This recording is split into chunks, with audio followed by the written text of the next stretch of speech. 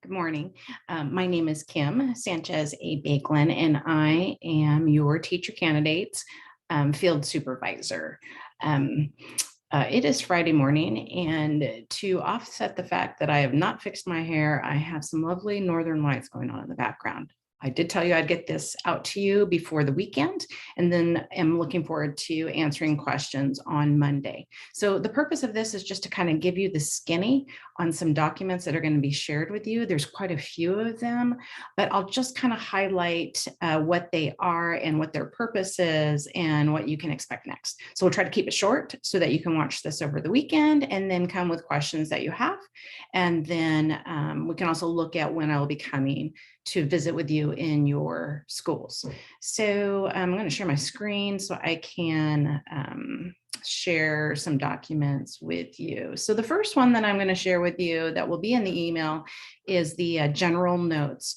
I would encourage you to read through it. I will not be reading through it to you, but the thing I want to highlight is just sort of the skinny on the schedule for fall. So if you are in your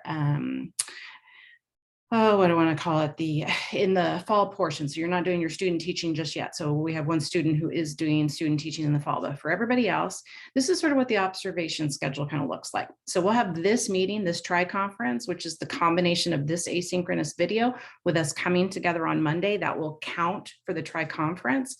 And again, the purpose is for us to get started and kind of show you what you can expect. I will be checking in with all of our teacher candidates in their communication style of preference. When there's questions that they have, I'm more than happy to take them through text, through email, through Zoom. And then there's one other thing I want to talk about for September, but I'll talk about that in just a minute. Notice that for October and November, you can expect 1 to 2 observations that I'll come in and provide feedback. And then there is the option to do that again in December. And then we'll wrap things up with another TriConference. The thing that I wanted to add for September is that what I'd like to do is to come in to observe with my teacher candidate so that I can kind of touch base with them, kind of get the skinny on how things have been going so far with them, kind of see the classes that they'll be working with to get that idea. And then for us to be able to have some of those coaching conversations around what they're noticing,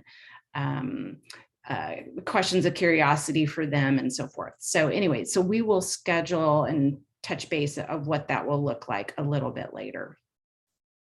So moving on, these next 3 documents, this beginning of the year teacher candidate checklist, this student teaching kind of calendar, if you're student teaching in the fall, and this advanced practicum calendar. So these will be attached in the email as well. And really what these are like recommendations or guidelines, like a pirate's code from Pirates of the Caribbean.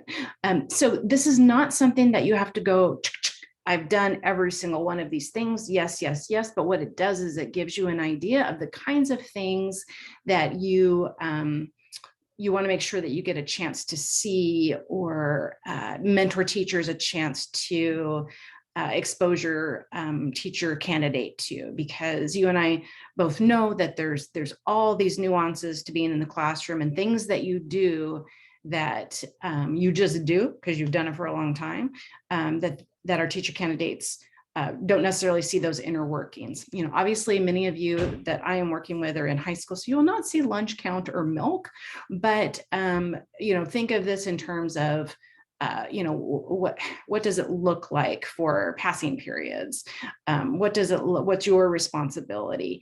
What are the COVID expectations in your building? Which, on a side note, what I failed to mention at the beginning of this, teacher candidates, very, very critical that you are following the COVID protocols for the schools that you're in. So make sure that if you have questions about that, that you ask your mentor teacher, that you have the appropriate PPE or the personal protective personal equipment.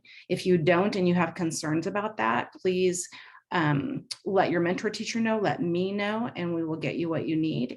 In addition to that, I will also encourage you, but I'm sure you've already been told this, if you are sick in any way, shape, or form, let me know, if you're supposed to be in the classroom, let your mentor teacher know, let me know. Do not go to work sick.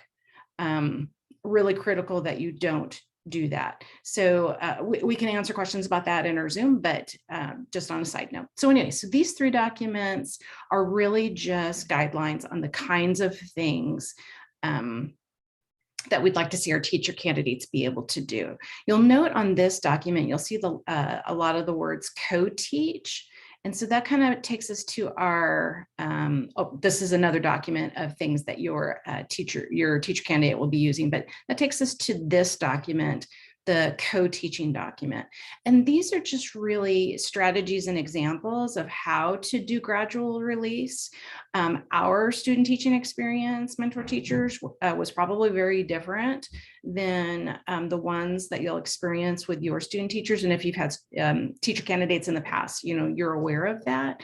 But you may want to just think about what that gradual release looks like, so that when our candidates are assuming control of your classrooms, that they've kind of had that scaffold gradual approach to then feeling, having that confidence to be able to do so.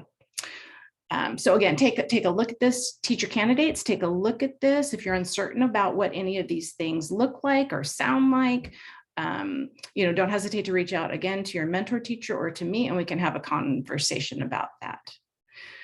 So this is a very knee-deep form that you're like, wee woo, what's going on? You'll talk about it in your seminar course, but these are the professional dispositions that you're going to be evaluated on. Your mentor teachers will be evaluating you in your pre-internship as well as in your student teaching portion. And so in the advanced practicum parts of this first part, the fall part, except for my one student who is actually student teaching in the fall, where you're going to be looking at this in terms of at, above standard, approaching standard, below standard. Well, what does that actually mean? So you're going to want to take a look at, again, decent practice includes actually having that rubric in advance. This is not exactly a rubric. Currently, the education department has indicators of what these look like. It would be really important, teacher candidates, to look this over. As I said, you will look it over in seminar, but critical to have a good understanding of this. Mentor teachers, likewise, an understanding of this, similar to our state 8 and whatever framework you use within your school in terms of how you'll be evaluated in the field. And later, so as not to give you so much information, I'll show you both mentor teachers and teacher candidates. I'll share with you the observation forms that I'll use when I come in to do observations, and we'll take a look at it before we ever do an observation. That way you have an idea of what that will look like. The next thing for you is something new that we've added to the information that we're providing. And so this will be something, I would just say, take a cursory look at this. We will talk about this together, but just some things to be thinking about in terms of how do you read the classroom. For mentor teachers, they've been doing this a really long time. Probably, the pandemic probably showed us, with all those cameras turned off, just how much teachers spend of their time like assessing the situation, reading their students, checking their faces, are they getting it? So this kind of makes visible what is otherwise internalized over time. So it makes visible what teachers are looking at to help them better understand what is occurring in their classrooms. So we will talk about this later. Seminar, you will be looking at this, but I wanted to share it with you now so you had kind of get that idea of it, as well with your mentor teachers, so that you have some of the same language that we're using at the university. You have the handbook I think your handbook has already been shared with you. I'm just going to attach it just in case. Roles and responsibilities of the mentor teachers. Having come out of the building as an administrator last year, have a strong appreciation what you were asked to do last year and what you're being asked to do this year. So knowing or not knowing what this year is going to look like. If there's anything that you need, if there are things that you need support with, please don't hesitate to reach out. I feel like it's a big ask to have you have teacher candidates, and I appreciate your commitment to the profession and your commitment to new teachers to do this thing while you're being asked to go back into the classrooms again with a whole lot of uncertainty relative to the changing nature of the pandemic. So please, please reach out. We want to make sure that we are communicating with each other. Again, anything I can do to support our teacher candidate and support you, please don't hesitate to reach out. This last one, suggestions for success, teacher candidates. This would be something that I would encourage you to take a look at to just kind of give you some ideas. It could be, I know that you, because of how things played out last year, that you haven't had a lot of experience or very much time out in the field.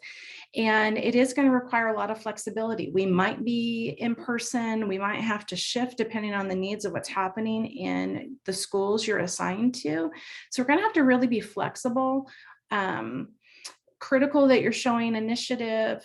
If you have concerns about how to get yourself out there or questions that you have, again, don't hesitate to reach out at any time. I know I asked for your cell phones. I need to remember to give you mine. I think it is in my email to make sure that you can contact me. So again, that last document, just the field handbook for your reading pleasure. If you're awake at 2 o'clock in the morning and you're like, what can I read? Read your field handbook. So, so with that, I'm going to leave you with this hopefully short video. The documents will be attached in the email. There will be 2 times available on Monday for Zoom. You can choose whichever one works for you, and then come with your questions. We'll arrange times for when I'll come in next. And I hope you have a great day and hope that you have a great weekend.